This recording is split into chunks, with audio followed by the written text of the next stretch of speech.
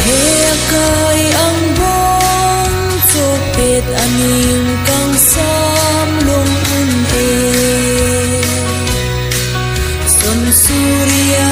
kesu neli phan kom chen ar ni ni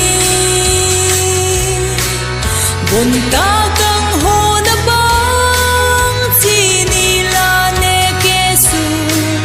kai ta ne phan o e de chi pe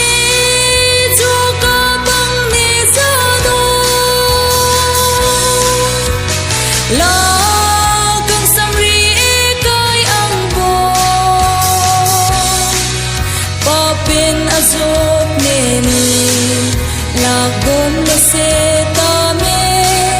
nang be dun bom si ne li ning hang nei lo nang phan kai ta o e de tu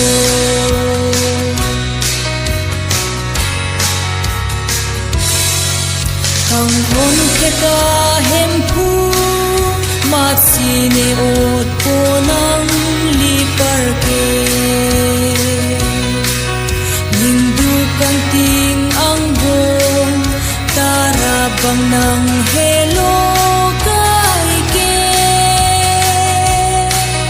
nang phan thir thi pen ne do thek the se ta me kai ta ne phan nang deng bom tha pe chu ka bang ne sa do la kang sam ri e kai ang bo pa pen azot ne ni la gom na se ta me nang be dun bom si ne li ning hang nei lo nang phan kai ta o e de ko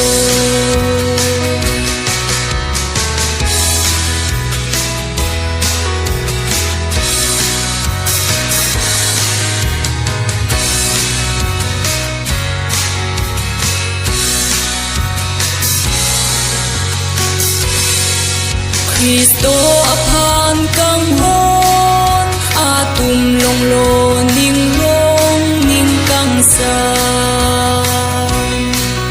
ke kroi pen dam bom si ning che rui re hai pon bom lo ne sok ta ke kroi pen se dan pi bom si si kar song pen ne sa pon bom lo